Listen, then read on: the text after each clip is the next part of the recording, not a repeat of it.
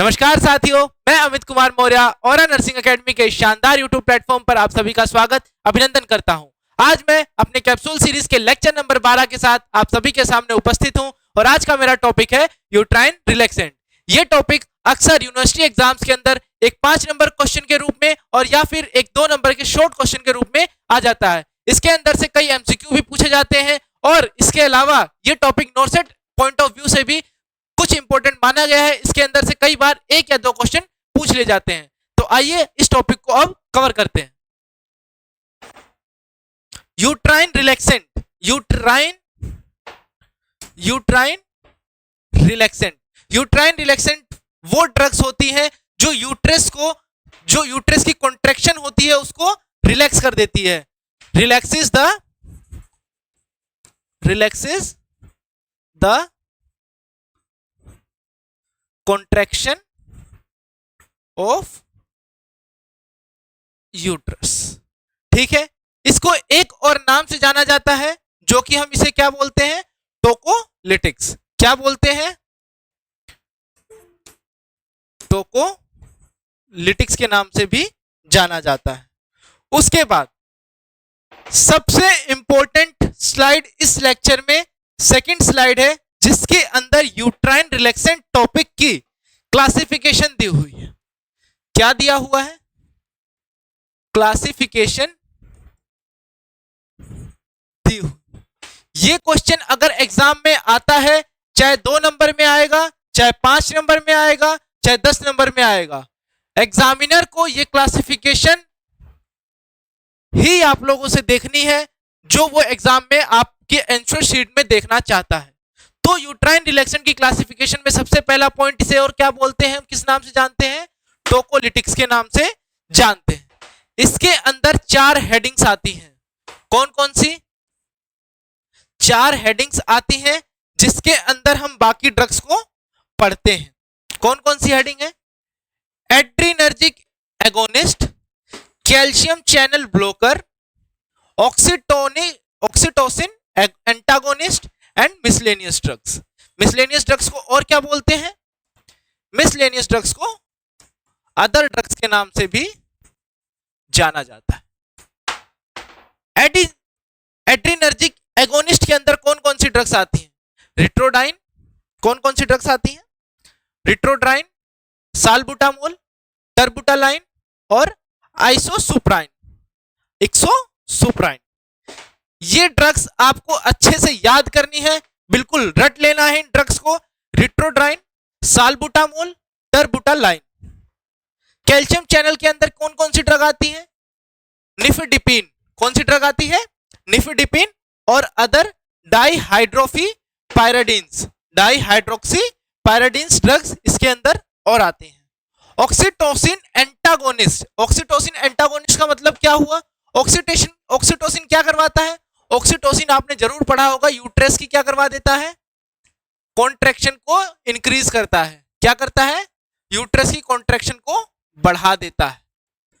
तो अगर यूट्रस की कॉन्ट्रैक्शन को ऑक्सीटोसिन बढ़ा रहा है तो इसका एंटागोनिस्ट क्या करेगा?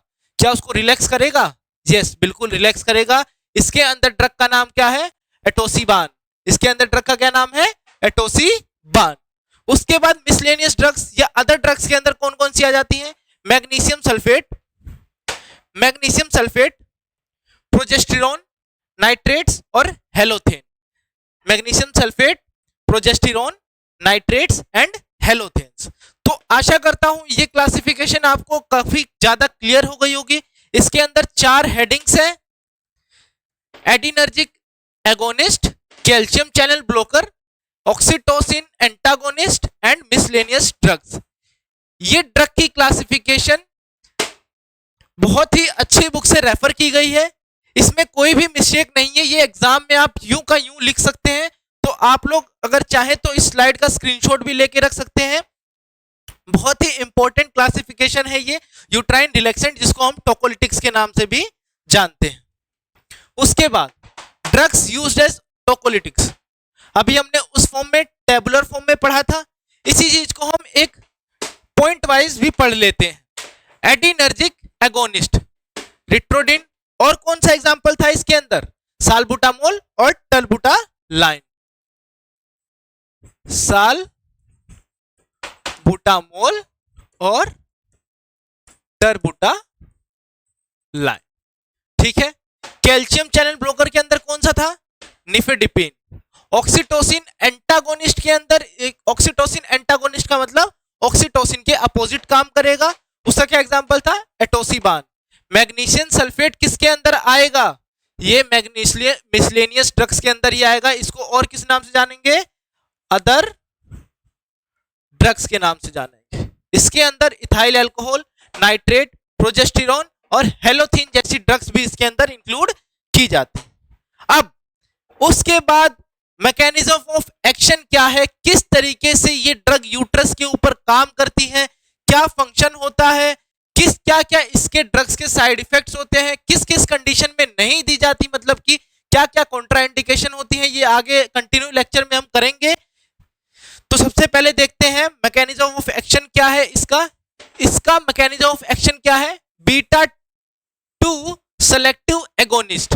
कई बार ये क्वेश्चन एमसीक्यू के रूप में पूछ लिया जाता है कि mechanism of action of uterine relaxant. ठीक है। इसका यूज क्या है, क्या करेगा? सबसे पहला point, suppress the premature labour.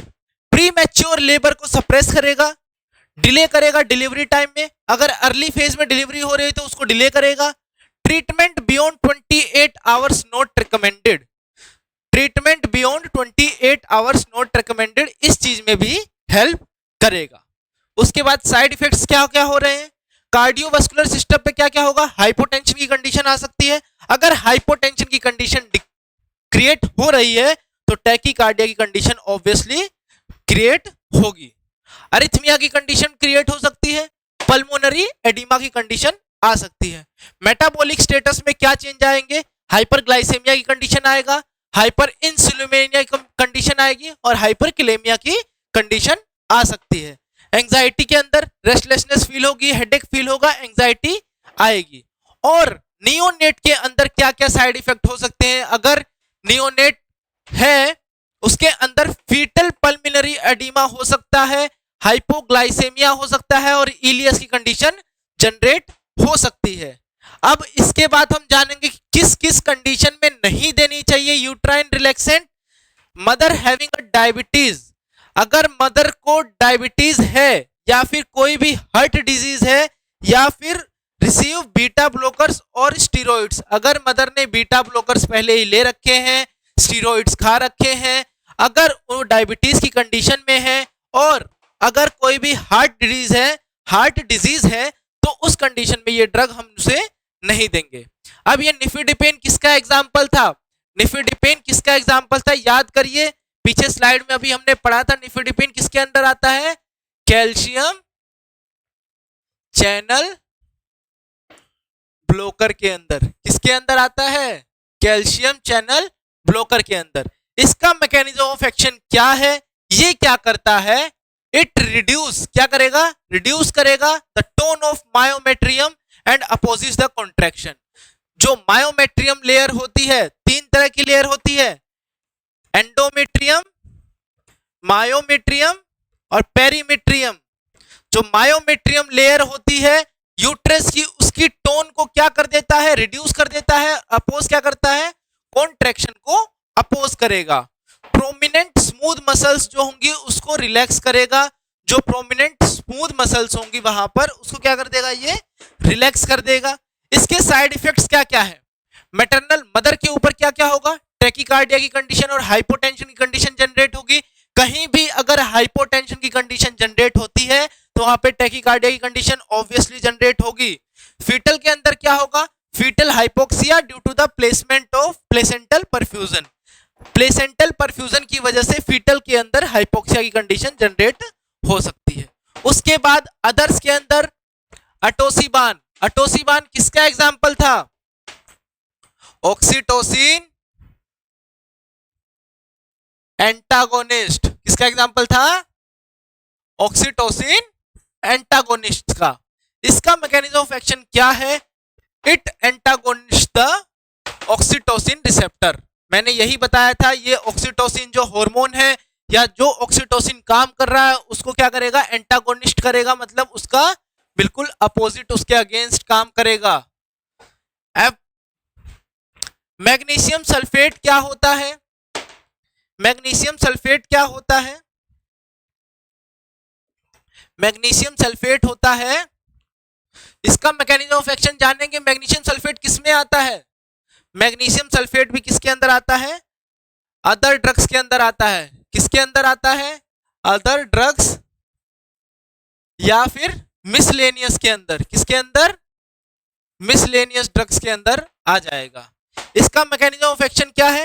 Act as tocolytics by competing with calcium ions for entry in the myocardium through the both voltage gated and ligand gated calcium potassium channel ions। इसका मतलब क्या हुआ, जो एंट्री होगी calcium ions की in the myocardium through voltage gated ligand gated calcium ion channel, उसको क्या करेगा, कंपीट करेगा, उसको ब्लॉक कर देगा, उसकी एंट्री को मुश्किल कर देगा। High risk to be used as tocolytics, it increases the perinatal mortality.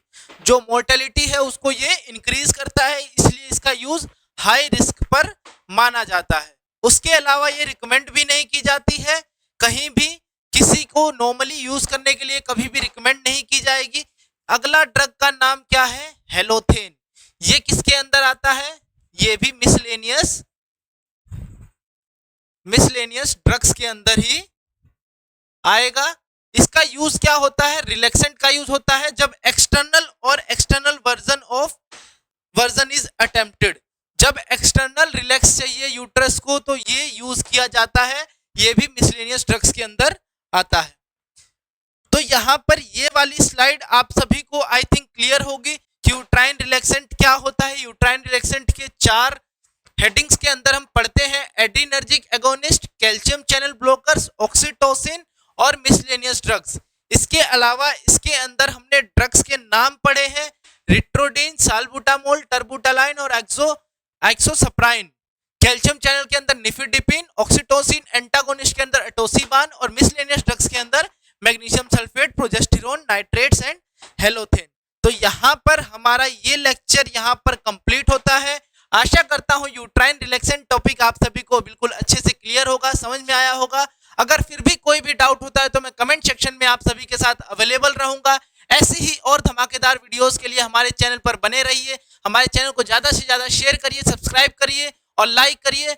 ऐसी ही धमाकेदार वीडियो के साथ बने रहिए हमारे साथ, और आशा करता हूं ऐसी ही नई वीडियो के साथ हम मिलेंगे। तब तक के लिए बहुत बहुत धन्यवाद।